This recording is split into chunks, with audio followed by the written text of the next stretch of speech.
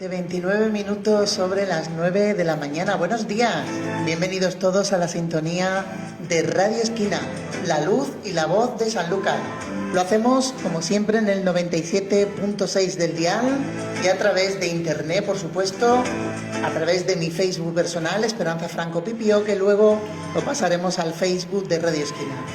Lo dicho, comenzamos en este lunes, día 8 de enero del 2024, las mañanas de Radio Esquina. Le damos los buenos días y la bienvenida a mi compañero Juan José Suárez, que ya tenemos también a nuestro invitado. Sí, señor.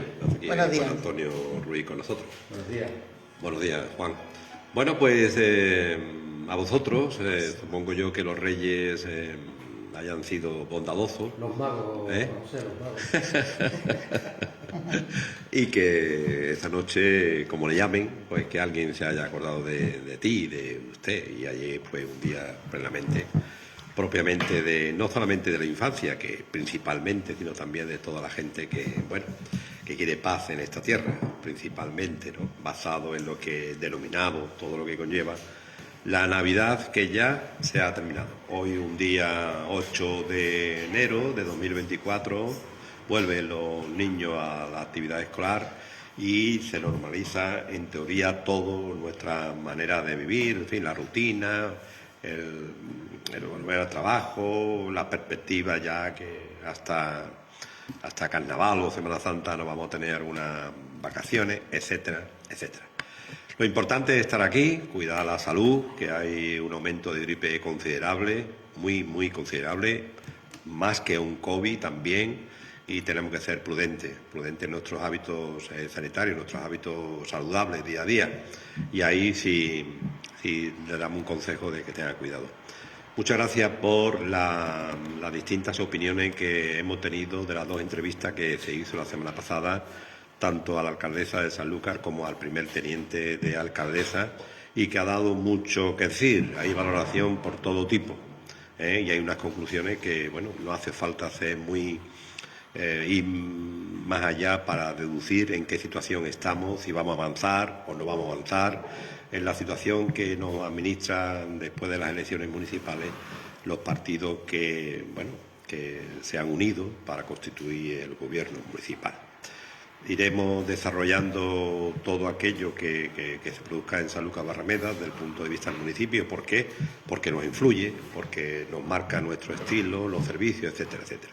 Pero muchas gracias por vuestra opinión y esperemos que, en fin, seguir informando, hablando y traer a Radio Esquina todo tipo de opinión variada. A unas no nos puede gustar, a otras sí, pero que usted esté informado. Y en ese ámbito, en esa línea, pues ya tenemos aquí a nuestro amigo Juan Antonio Ruiz. Pues buenos días, Juan. Buenos días. Bueno, la pregunta cotidiana, ¿cómo se ha portado los Reyes? Fantástico. Fantástico. Sí. No sé, no, espérate que te va a poner el micrófono, que creo que no se te escucha. No tengo hoy la voz. No te preocupes, la voz la tenemos ahora. Creo que está apagado. Un momentito, que estamos en cuestiones, vamos a tener que repetir entrada. Cámbiatelo, Esperanza, si quieres. Ahora, ahí está apagado. Bien. En fin, hacer radio una odisea diariamente. Sí. Venimos del lunes y, en fin. Bueno, decía que tenemos aquí a Juan Antonio Ruiz, licenciado en Pedagogía y profesor y escritor, colaborador de Radio Esquina. Cada 15 días viene también desarrolla un tema, en este caso él ha denominado el rédito del odio. Y ahora sí, Juan, los Reyes, ¿cómo se ha portado contigo? Muy bien, en casa es una tradición muy importante. Ese día nos faltamos, somos poquitos, somos 4, mi mujer, mi hija, mi hijo y yo, pero a pesar de que intento que se vaya implantando la austeridad, que ya tenemos muchas cosas, tenemos muchos años, por lo tanto tenemos muchas cosas, Sí, ¿verdad? que sean prudentes, que sean moderados, pero no, al final te da la satisfacción de que piensan con mucho cariño en uno y en una, y muy bien, yo estoy muy contento. Muy contento en primer lugar por el encuentro, que es lo más importante en estas fechas. Y después, bueno, pues que han pensado en ti, en las cosas que te gustan, muy bien. Muy bien. Bueno, ¿por qué nos trae este título, el rédito del odio? ¿Cómo lo trae a la radio y como a consecuencia de qué? Pues algo que me pasó el otro día y que era la puntilla a lo que viene pasando y que está en los medios, como es lo que determinados grupos fascistas hacen en la sede del PSOE en Madrid, en la que, por último, después de la inspiración de Santiago Abascal acerca de que algún día el pueblo querrá colgar por los pies a Pedro Sánchez, que es una figura, para aquellos que lo conozcan, que es la figura inspirada en Mussolini colgado por los pies y los dirigentes del partido fascista italiano al final de la guerra mundial. Claro, estas cosas no caen en saco roto.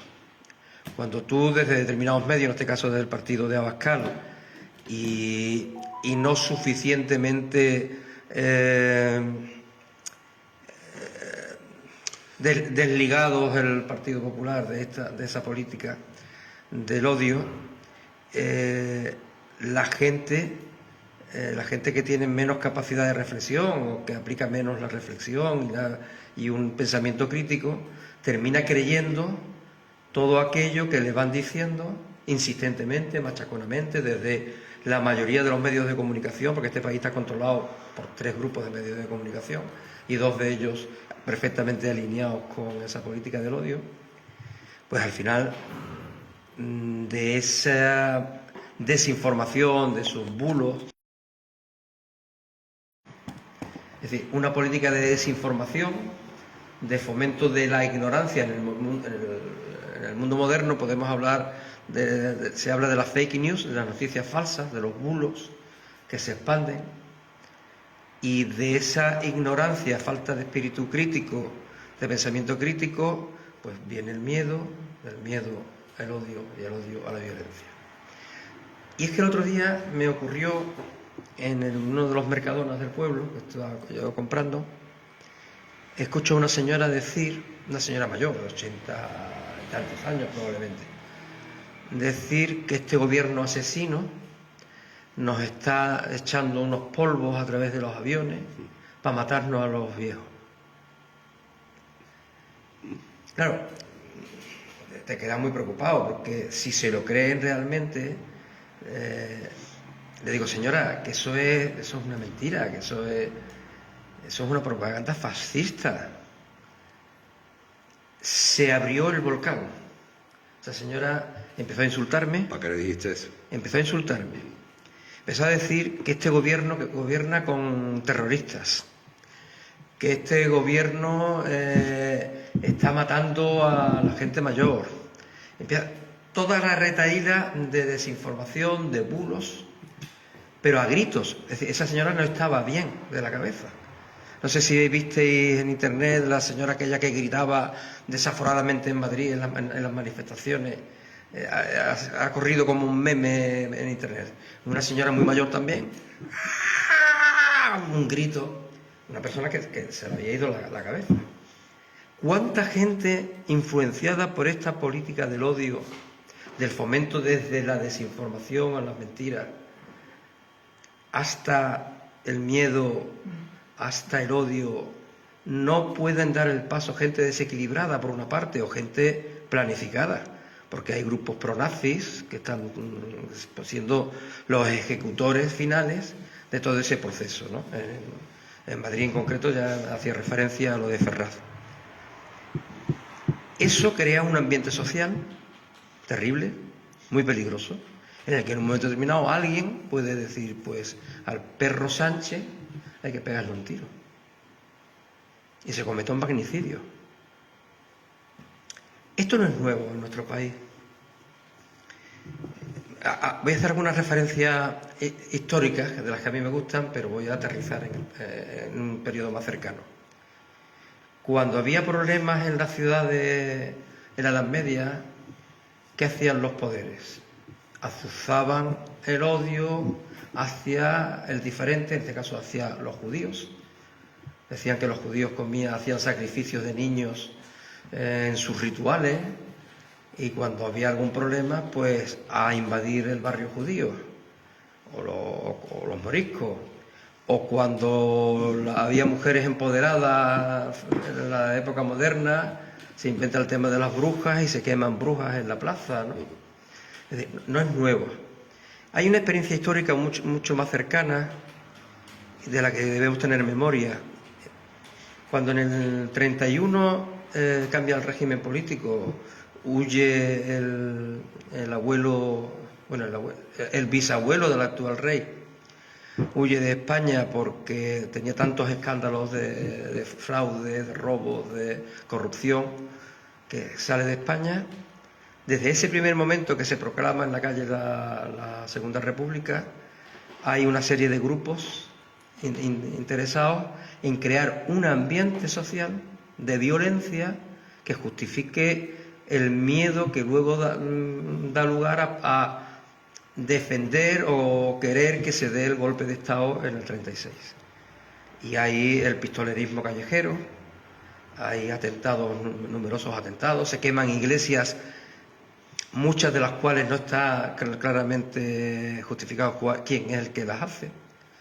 Es decir, tenemos experiencia histórica de que a determinados grupos de interés les interesa sacar rédito, y ahí viene la palabra, sacar beneficio de una situación de miedo, de odio, de violencia, porque en esa situación de miedo y de violencia las opciones que se presentan como garantes de la tradición, como garantes de la estabilidad del pasado, pueden tener más beneficio político. Y esa es una estrategia peligrosísima, porque nos puede llevar a repetir determinadas experiencias históricas. Y quiero también conectar esto con algo que leí este fin de semana del discurso del rey en la Pascua Militar, apelando al ejército como garante de la estabilidad democrática, de la estabilidad institucional. Me pareció escandaloso, porque el ejército, como los otros restos de fuerzas de seguridad, no deben de ser garantes de nada fuera del mandato democrático. Es decir, se puede inducir de esas palabras pues que tienen razón gente que dicen que tienen que dar un golpe de Estado contra este gobierno social comunista. Es decir, puede haber alguien fuera de la institución democrática, del Parlamento y de los mecanismos constitucionales, que pueda encontrar justificación en romper esa legalidad democrática. ¿Por qué? Bueno, porque es un gobierno de socialcomunistas, porque es un gobierno que no responde a mi visión del Estado español, porque es un gobierno que no responde a mi visión de las cosas. Eso no lo van a decir directamente los líderes, por ejemplo, del PP.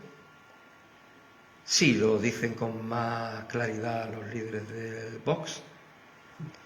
Pero que el rey, en su discurso, llegue a apelar al ejército como garante de la estabilidad, la única garantía de estabilidad democrática deben ser los órganos de representación democrática elegidos por todos nosotros. Y a mí eso me parece muy sorprendente, ¿vale? Porque al final se unen una serie de ideas tipo. La derecha y la extrema derecha en España siguen con un discurso basado en una visión del Estado unitaria, única, cuando la Constitución del 78, 77, lo que intentó fue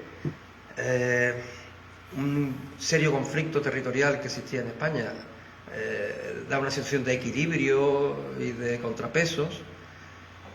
Cuando tú escuchas los discursos de Santiago Abascal, dice que una de las cosas que quiere que se ilegalicen son los partidos independentistas, y los partidos independentistas son prácticamente todos los partidos catalanistas o todos los partidos vascos, ¿no?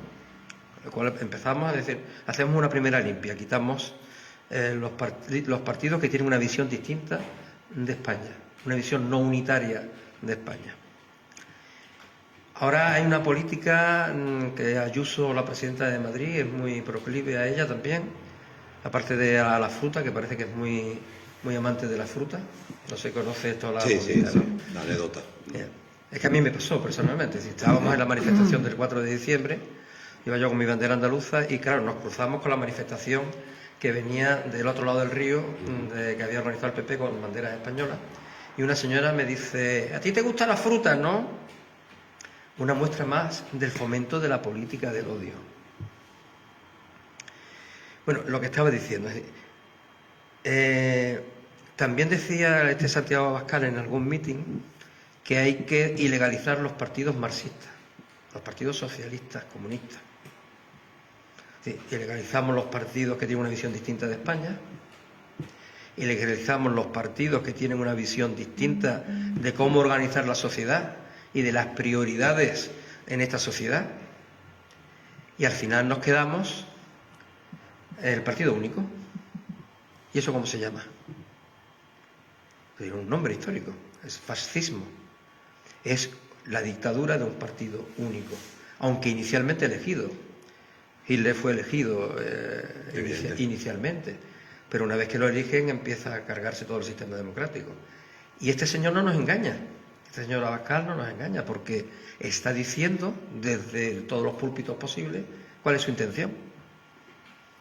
Claro, ¿cuál es el rédito que obtiene de la política del odio? Pues que el miedo lleva a la gente a pensar que lo mejor es nuestras tradiciones, lo estable de una imaginación que tenemos del pasado, una ensoñación del pasado, porque cuando la mayor parte de esta gente que tienen esa visión eran niños al final de la dictadura, por ejemplo, y desde la niñez tú tienes una visión normalmente romántica, si quieres que la llamemos así, de que todo el pasado fue mejor, lo que no eras consciente de la experiencia de tus padres para poder sacar la vida adelante, ¿no? Hacia adelante, ¿sí? Entonces, quiero hacer una llamada de atención a este respecto. Todas las posiciones ideológicas tienen derecho a manifestarlas y a pedir el apoyo.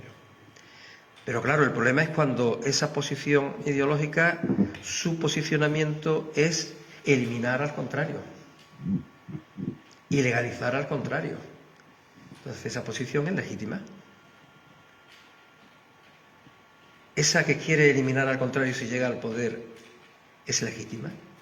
Luego, a nivel local, pues te puede encontrar pues, concejales, la gente de cara amable que van a hablar pues de los problemas de su ayuntamiento y tal. Pero la organización a la que representan y que los ha presentado defiende esto otro. No es nada amable. Es el riesgo a la desaparición de una sociedad democrática que no es perfecta.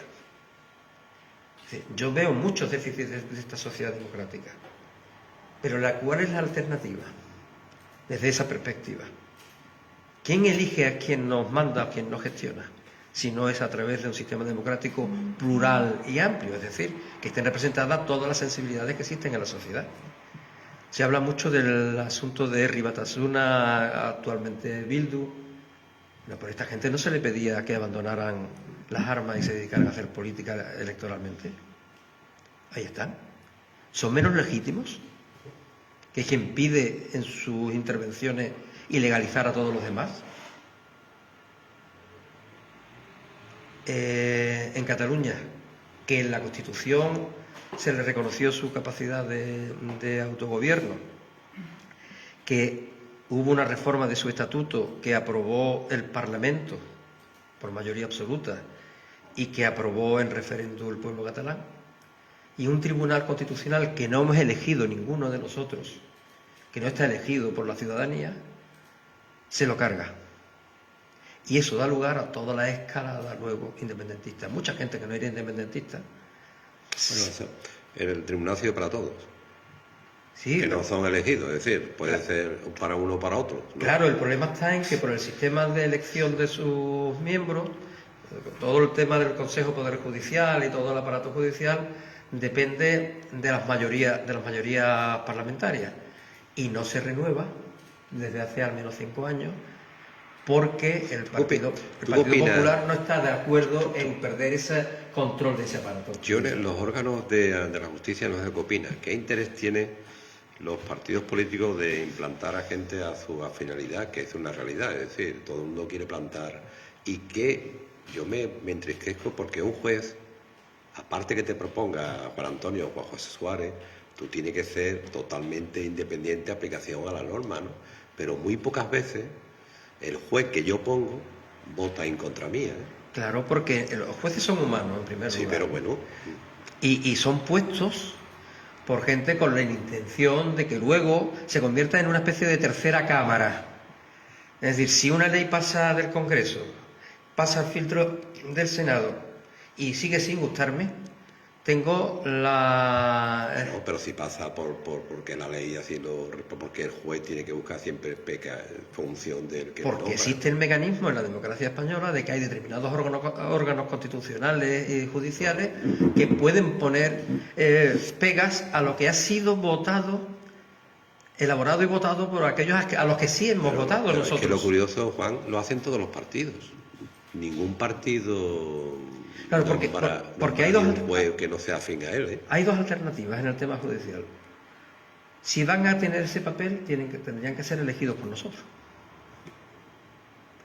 La alternativa que se buscó intermedia es que son elegidos por las mayorías parlamentarias, con un voto cualificado, es decir, más que la mayoría absoluta, para que obligue a los grandes partidos, en la visión bipartidista, a ponerse de acuerdo en la renovación de los cargos. ¿Qué ocurre? Que indefectiblemente necesita que, si gobernase el PP, fuese el PSOE el que estuviese de acuerdo, y si gobierna el PSOE, como viene ocurriendo en los últimos años, sea el PP el que tiene que ceder. Pues el PP tiene bloqueado la renovación porque sabe que es un órgano, una tercera cámara a su favor, que puede intentar bloquear determinadas medidas. Y el PSOE lo quiere renovar porque es una tercera cámara a su favor también. Claro, pero mientras tú no renueves el sistema de manera Ya. que sea realmente electo, porque dicen, es que los jueces se elijan a sí mismos. Tiempo han tenido. Hombre, tiempo han los tenido. jueces elegidos a sí mismos sí van a tener un papel determinante en el futuro de las leyes, yo no estoy de acuerdo. Si vas a tener un futuro determinante, o dejan de tener ese papel tan determinante en aprobar leyes o denegar leyes que han sido aprobadas por la representación popular, Ya. tienen que ser elegidos por el pueblo. No hemos variado un poco el tema, pero bueno, Bueno, es muy no. interesante de hablar. Ya, es que quiero un ratito contigo para hablar del proyecto del tren de la costa. ¿eh? Muy bien. Venga, sigue continuando. Sí, no, yo Termina. quería, antes de terminar, Sí. yo tenía previsto felicitar a la organización de esta cabalgata. Puede tener muchas cosas por donde cogerla, puede criticarse lo que se quiera, pero un tema concreto. ha habido dos asuntos que a mí me han parecido interesantes, de mejora. El tema de los caramelos. Suele ocurrir, no solo en la cabalgata de Sanlúcar, todas las que vaya, un derroche tremendo con el tema de los caramelos. Se tiran toneladas de caramelos que son pisadas por la gente, pisadas por las carrozas. Al fin y al cabo es un alimento que se derrocha, que se tira. Y este año pues se han tirado bolsitas de caramelo Anda. moderadamente, es decir, para que la gente que quisiera caramelos ahí los tenía, pero no en un exceso. Y ha sido también una cabalgata bonita, pero austera. La austeridad, una cosa es la austeridad que le llamamos el austericidio, es decir, aquello que consiste en recortes de bienes sociales, de derechos sociales, y otra cosa es tener una vida austera, sin derroche de energía, sin derroche de recursos, de materiales. Algún día tendremos que hablar qué pasa con el agua. Cuando tú quieras. Que todavía aquí, pues, a pesar de que no hay agua, No, esto toma medidas, ¿verdad? no hay medidas. Parece que no pasa nada. hasta que estemos secos, ¿no? Estamos esperando el Dios cielo que no caiga agua, Pues ¿no? no hay previsión así cercana. Pero que parece mentira, ¿eh? Pero es que ninguna administración es sensible a lo que está ocurriendo. Es tremendo, sí, sí. Sí. Yo me quedo pasmado. ¿No te parece? Sí, sí. No hay una... Todo el mundo Sí, que mirando al cielo. estamos en, no sé si menos del 15% de reserva Ya que venga el verano, ya verás. en la provincia. Cuando venga el verano nos corta el grifo ¿Qué todos los vamos a días. hacer? Un cuarto de hora de agua. Por lo menos habrá que hacer cosas, pero Pero- tendrían que ir contándonos ya qué van a hacer, ¿no? Vamos a ser precavidos, que llueve. Pues estupendo, ¿no? Magnífico. Ha quedado claro tu mensaje, Juan, y los comportamientos de los políticos también y las organizaciones, para no crear un odio innecesario, como todo odio, obviamente. Bueno, pues también quería hablar contigo y te pregunto con frecuencia, hay un proyecto que es el tren de la comarca, y una iniciativa que hace ya tiempo empezó, en fin, todo el mundo, como yo te digo a ti, todo el mundo es sensible, se reúnen, se hace la foto, Pero nadie el proyecto está ahí. De todas maneras, vosotros el 19 de enero, muy pronto, en la Casa de la Cultura de Rota, Rafael Alberti, a las 7 de la tarde tenéis una conferencia Sí. bajo el nombre del tren, una necesidad en la comarca, también en Rota. Entonces, aprovechando que tú eres miembro de la plataforma, sí. bueno, pues cuéntanos cómo va la situación. Vale, de la última vez que hablamos, que estuvo aquí también Ángel Barroso, el único cambio es la convocatoria de esta conferencia. Porque a nivel de la Administración, que se había comprometido con nosotros a tener una reunión con lo que ellos le llaman el grupo motor, que son los alcaldes y alcaldesas de la comarca, habían delegado en el concejal teniente de alcalde de Chipiona, Pepe Mellado, de Izquierda Unida, que es un poco el que lleva la agenda de ese grupo motor. Había delegado en él la agenda, pero pasan los meses, no digo ya los días o las semanas, pasan los meses, a pesar de solicitar reiteradamente que podamos vernos. Hasta hoy no tenemos noticias. No sé, se ha aprobado el presupuesto de la Junta. Sí. Y algunos grupos, como mi grupo Adelante Andalucía y también Por Andalucía, habían hecho propuestas de enmiendas al presupuesto para incluir, entre otras cosas, el estudio de viabilidad de varias... Y se ha aprobado la partida, ¿no? No, en esta ocasión lo único que ha aprobado el PP, que puede aprobar lo que quiera, porque tiene mayoría absoluta, es el estudio de viabilidad de la conexión de la Bahía de Cádiz con la Bahía de Algeciras. Pero no nuestro. No, con Málaga, por la costa. Ya está. Que era una de las propuestas que llevábamos. Llevábamos varias, entre otras, que se hiciera el estudio de viabilidad del tren de la costa noroeste. Y aquí me da la sensación que tú me has transmitido alguna vez, de que todo el mundo dice, muy bien, sí, que bien, el tren muy bien, pero no se dan pasos de ningún tipo. Y el primer paso que hay que dar es hacer un estudio de viabilidad.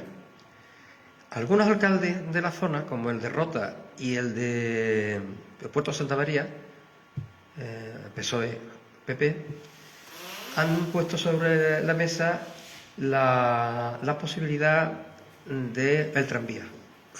De hecho, el alcalde del puerto proponía un cambio en el Pegón que incorporara el tranvía.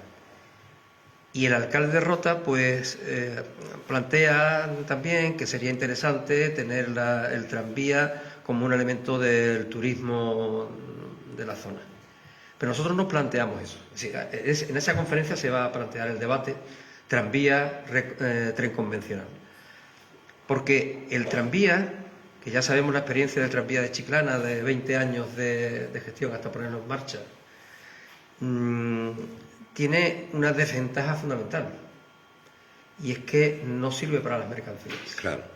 Nosotros lo que planteamos es que sea una red de tren convencional, de cercanías, que conecte Lebrija, que hasta Lebrija llegan las cercanías del área metropolitana de Sevilla, con Jerez o el puerto, que está conectado también con la red de cercanías del área de las bahías de Cádiz.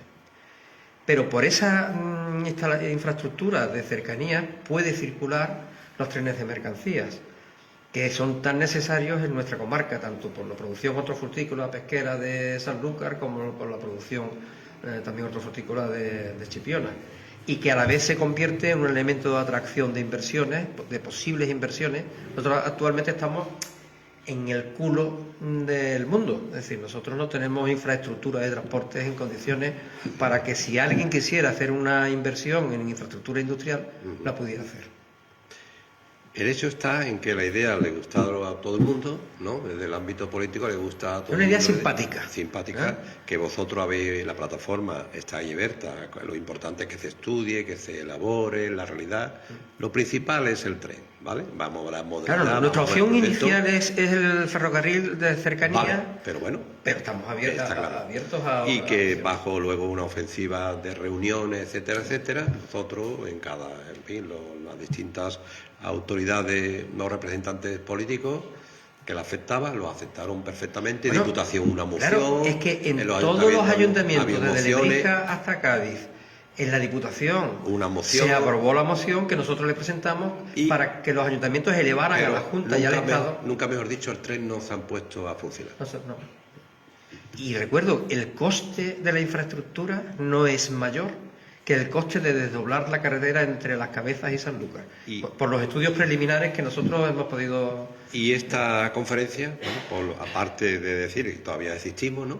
A ver Sí, si las, al menos. las conclusiones que se puede sacar de ahí, ¿no? Sí, el Ateneo de Rota ha retomado una iniciativa que habíamos previsto para el final del año pasado y ha invitado a José Luis Ordóñez, que es el representante de todas las coordinadoras que fomentan el tren en el Estado español. Perfecto. Pues tendremos que seguir hablando del tren de la costa, ¿no?